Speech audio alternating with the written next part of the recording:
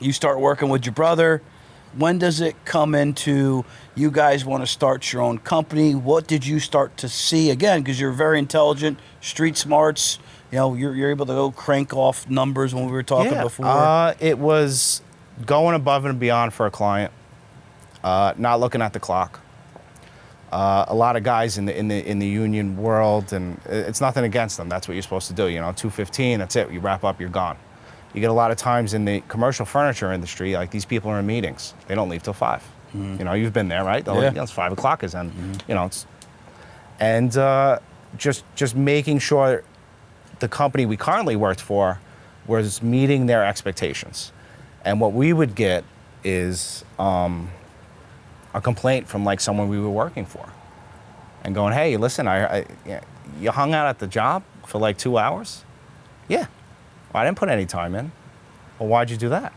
Well, our on-site contact was in a meeting, and you know, she had said, "Please, I need to, you know, there's a lot of stuff I need to go over with you for tomorrow, because they show up at 9, all right? We're showing up at 7, and I just want to review that to make sure everything's fine."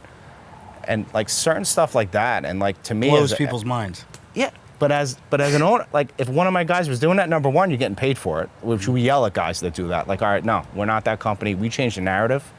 And because I've been on the other end of that, I don't want you to feel that, like you're going the extra mile. You should be compensated for it. Yeah. You don't have to hide it, and little things like that. You develop relationships, and to start with, like you're your own personal brand, and that's any business. Yeah. So you develop these relationships with certain clients where they only want to see you, and when you're not there or running their project, huge difference. They're not happy. Where's James? Where's James? Yes. Where's James? This ain't going right. Yeah, where's George? I don't want to deal with this guy. Yeah, and you know, I don't like this and I don't like that. And to the client, sometimes they're like, you know, well, you can't get James till next week. All right, well, we'll postpone the project till next week. And then it develops a friction with your boss, right? Because now he starts getting conscientious. And he starts, like, not conscientious, just like, well, he what's starts going on thinking here? dollars and cents. Yeah, what's going on here? He has a great relationship with this. Now I have to deal with this kid if I want this client forever. Yeah. And then certain things are just bad business practices that we would notice, and it was just, we have a conscience because, once again, I agree, like everything I have in life is from doing the right thing. I believe in karma, God. You do the right thing, that stuff comes back. You do the wrong thing, same thing. Yeah. It's coming back. You could have a really somewhere, bad day. somehow, some way. Yes, and so we tried to do the right thing, and like, you know, change orders we would chose to write up. We would have to call the office, and you know, you're staring at 2 guys, you and like say 2 guys that day, and there was some delays, and you would call your boss and be like, "Yeah, I'm writing a change order up," and he's like, "All right, I want you to put down, you know, 7 carpenters, 7. There's only 3 of us here. Yeah. I don't care, and you're gonna put it through," and you're like, "No, I'm not doing that. I'm writing 3. That's what we're doing." And friction. And one day, it was like June, we were having the biggest year that we ever would have had. I mean, you know, I think he was at about 98,000 in June. I was also about 80,000, plus the fringe benefits and all that comes with it. And it was a terrible timing. He had just bought a house. He had 2 kids. I just got engaged. I was saving up for a wedding that I had to pay for, a big wedding. You know, I made that mistake, the 200-person wedding. Yeah. And me and my wife were paying for that ourselves. And I said, you know, yeah, let's do it. And we went out, got a ton of business, did such a great job that we got overwhelmed with work. And payroll is super expensive, and you can't be everywhere.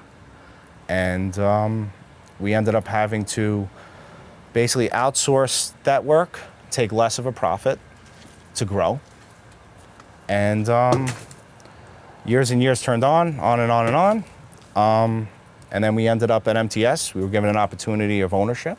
Were you working for MTS before that No, came so up? MTS would be hired basically as a delivery-only company, meaning at the time it was structured, the product would ship to their warehouse, they would deliver it to site, we'd take it from there. So Okay. they're delivering it over, you're Yeah. still building. They're doing no installs. MTS is Teamster bonded.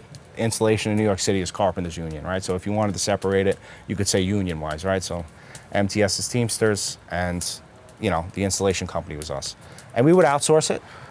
Is MTS still in the Teamsters? Yes, MTS 560 and the Carpenters Union's all kind of one now. They're different locals, but it's all ran under one umbrella. My Uncle Val helped run the Teamsters for Teamsters? Wake Firm. Okay. Bickford and ShopRite, Okay. truck drivers. Yeah, and they're warehouse. everywhere. Yeah. I didn't know how big the Teamsters were. And like you go to Vegas, everybody's a Teamster. Yeah. You know, the bartender, I believe, is a Teamster. My wife has a cousin that bartends out there. Mm-hmm.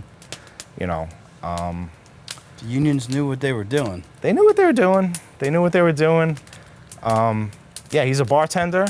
He's got a pension. He's got a medical plan. So Vacation? imagine all that out here and never go on. No. But out there, it's Vegas. You know, Yeah. they technically, as long as the movies are correct, Yeah. they funded and built that place. So they've got the winning hand in the Yeah. end, right? A lot of Teamsters.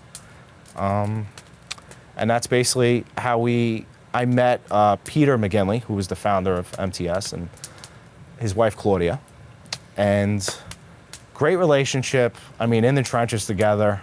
I'll never forget, we did a lot of schools one summer. And me and him would be in there like 4 a.m. at the warehouse. 4 a.m., we're at the warehouse and we're figuring shit out. We were building out a ton of schools out in Brooklyn. And you're talking like trucks are everywhere, guys are, and me and him are just figuring this out. And he had the same business, like how he looked at business. And this is a guy that, you know, like I said, he started delivering refrigerators. He had nothing to do with furniture. And his story is a whole nother, you know, American dream story. Yeah. What to get him back on? Yeah. And him over the same thing, over the course of 35 years, maybe 4 install companies, he started, right? Because he had the warehouse, he had the trucks, and eventually the installation company would get so big, they would go out and get their own trucks and kind of put them to the side, and he would lose. And all this time, he's building up someone else's business. So now he's been doing it, like the company's been open about 35 years. And number one, to keep going with that, calls us for a meeting, you know, and we just thought we were just gonna have some breakfast. And, you know, we always joked about it, like, yeah, maybe we should get together. And the conversation got brought up, and this is over the years of, you know, putting payroll through somebody else. And I said, well, if we're gonna do it, you know, and you could say no, and I would respect that. You built that business, you know, me and my brother, and we discussed, you know, we would want half the company.